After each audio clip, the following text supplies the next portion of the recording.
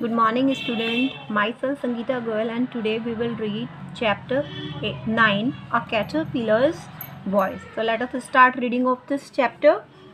Once upon a time, a caterpillar crawled inside a hare's house, which was a cave. When the hare was away, when the hare returned home, he saw new marks on the ground going into the cave. He called, "Who's in my house?" The caterpillar boomed out in a loud voice, "It's I, crush Rhinos to the earth and trample elephant into dust." The hare hopped about crying, "What can a small animal like me do with a creature who crushed rhino and trampled elephant?" So let us start Hindi of this paragraph. एक caterpillar था, तो वो एक hair खरगोश के house में चला गया। तो जो खरगोश का हाउस क्या होता है, एक केव होती है, वो उसके अंदर चला गया। तो जब हेयर वापस आया तो उसने देखा कि उसकी जो हाउस है उसके बाहर में क्या थे, न्यू मार्क्स थे, फुट मार्क्स बने हुए थे केव के बाहर। तो उसने पूछा कि who is in my house, कौन है मेरे घर में? तो कैटरपिलर ने लाउड वॉइस में बोला कि ये मैं हूँ जो रीनो को क्रश कर सकता हूँ और एलिफेंट को ट्रैम्पल कर सकता हूँ। तो हेयर डर बहुत जोर की हॉप किया उसने कि ऐसा कौन सा एनिमल है जो कि मेरे साइज़ में मेरे जितना है और जो कि रेनो को भी और एलिफेंट को भी नुकसान पहुंचा सकता है। He soon met a jackal and asked the jackal to talk to the terrible creature who had got into his home and make him leave. The jackal agreed. When they reached the place, he stood outside the cave, howled loudly and said, "Who is in the house of my friend the hare?" तो जयकाल मिला रास्ते में। तो उसने उससे पूछा, उसने उसे भयानक क्रिएचर के बारे में बताया जो उसके घर में था कि उसे छुटकारा दिलाओ मुझे। तो वो उससे सहमत हो गया और कि ठीक है मैं करूँगा ये। तो जयकाल उसके साथ आया उस प्लेस पे और वहाँ के उसने बाहर आके बहुत जोर की शाउट किया कि जो मेरा फ्रेंड हेयर है इसके घर में कौन है।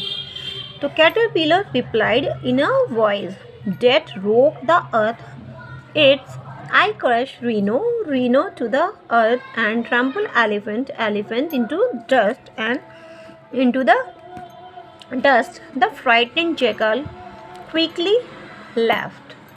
The hare then went and turned to a leopard and a rhinoceros and an elephant and begged them for help. When they reached the spot, they heard the caterpillar's booming voice. They all ran off. The poor hare did not know what to do next. So caterpillar ने loud voice में वही अपना same जो statement था वो repeat किया। उसे सुनते ही जैकल वहाँ से एकदम भाग गया।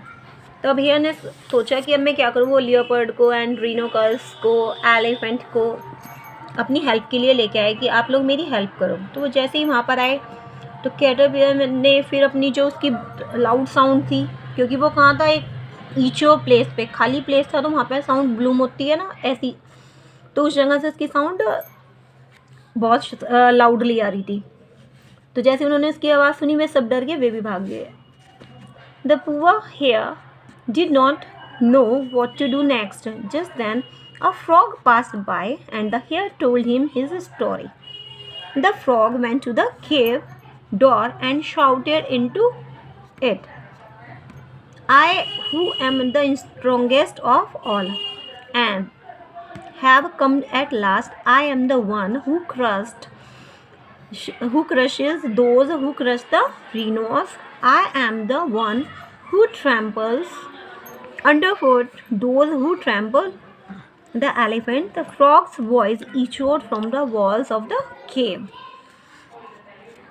तो पुअर हेयर बहुत क्या हो रहा था, बहुत परेशान हो रहा था कि उसे कोई रास्ता नहीं मिल रहा, वो अपने घर में कैसे जाए। तो उसको एक फ्रॉग दिखाई दिया, उसने उससे अपनी सेम स्टोरी बताई। तो फ्रॉग ने बोला मैं हेल्प करता हूँ। वो बिल्कुल डोर के पास जाके उसने शाउट किया।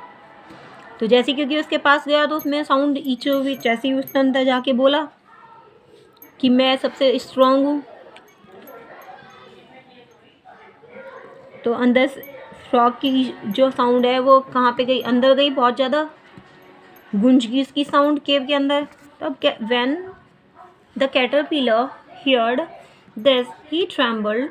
He thought, after all, I am only a caterpillar, and anyway, I don't like the loud echo in this cave. The caterpillar clambered out of the hair den, and the hare went back home. तो उसकी आवाज़ सुन के caterpillar ने क्या किया, वो बाहर आ गया कि आखिरकार मैं कौन हूँ, एक कैटरपिलर हूँ, मुझसे इतनी साउंड बर्दाश्त नहीं होती। तो हेयर के डेन से बाहर आ गया। और हेयर कहाँ चला गया, इसके अपनी केव के अंदर चला गया। The chapter is